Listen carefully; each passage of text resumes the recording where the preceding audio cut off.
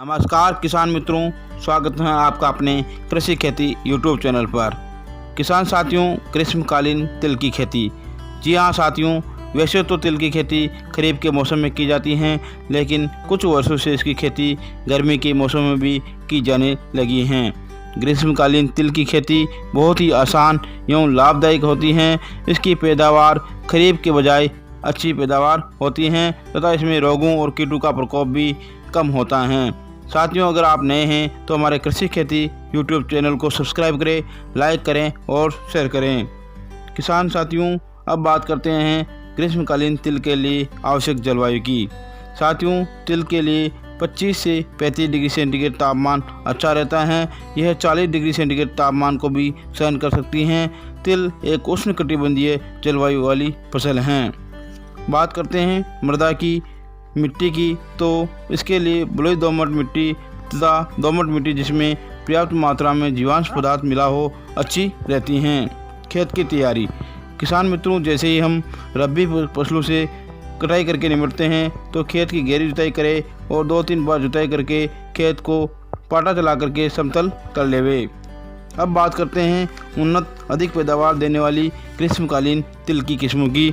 तो साथियों, TKG 21 यह किस्म लगभग 80 से 85 दिन में पकती हैं तथा 6 से 8 कुंटल प्रति हेक्टेयर पैदावार देती हैं। इस किस्म की बुआई खरीफ और ग्रीष्मकाल में कर सकते हैं। तो इसमें तेल की मात्रा लगभग 50 से 54% के लगभग होती हैं।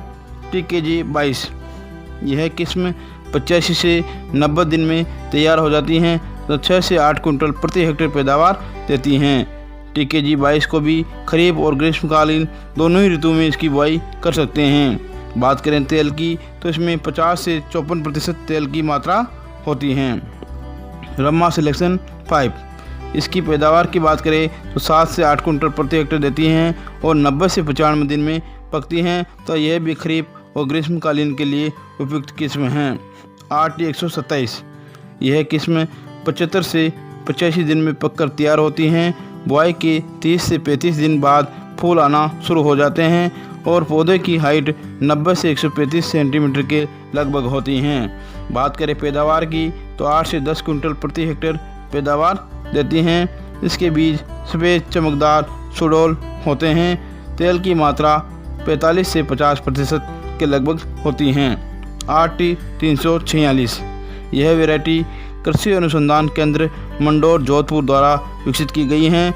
इसकी वैरायटी में पैदावार 7 से 10 कुंटल प्रति हेक्टेयर होती हैं और बीज सफ़ेद और चमकीले होते हैं तथा यह किस्म 80 से 85 दिन में पककर तैयार होती हैं और 50 से 52% तेल की मात्रा पाई जाती हैं।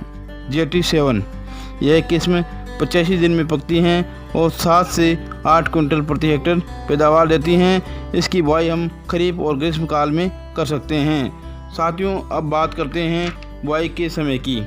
साथियों, ग्रीष्मकालीन तिल की बुआई जनवरी के अंतिम सप्ताह से लेकर के 15 फरवरी तक इसकी बुआई कर सकते हैं। अगर लेट हो तो 20 फरवरी तक भी इसकी बुआई कर सकते हैं।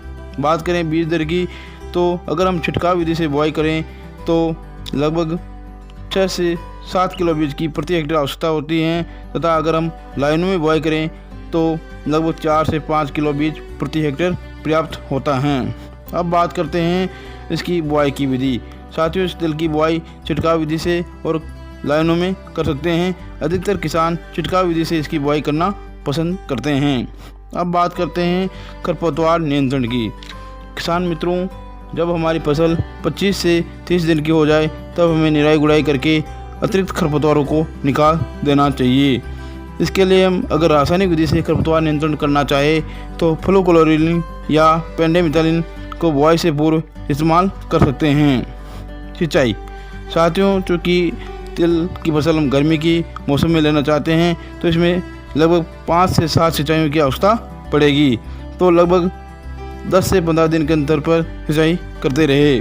रोग और कीट। साथियों, तिल की फसल में पत्ती छेदक और फली छेदक कीट का प्रकोप होता है। यह पत्तियों में छेद कर देता है। इसके नियंत्रण के लिए प्रोपिनोफॉस प्लस साइपरिमेथ्रिन 1 ml प्रति लीटर की दर से छिड़काव करें।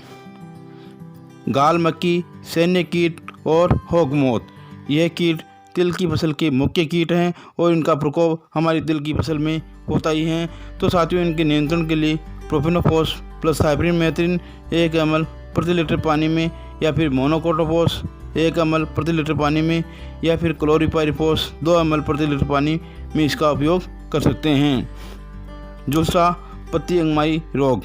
साथियों, तिल की फसल में यह रोग मुख्य रोग हैं और हमारी तिल की फसल में इन रोगों से बचाने के लिए हमें 2 ग्राम प्रति लीटर पानी में मैंकोजेब दवा का स्प्रे करना है। तो साथियों, अगर आपने अब तक हमारे कृषि खेती यूट्यूब चैनल को सब्सक्राइब नहीं किया है तो सब्सक्राइब करें, लाइक करें और शेयर करें। जय हिंद, जय भारत, जय किसान।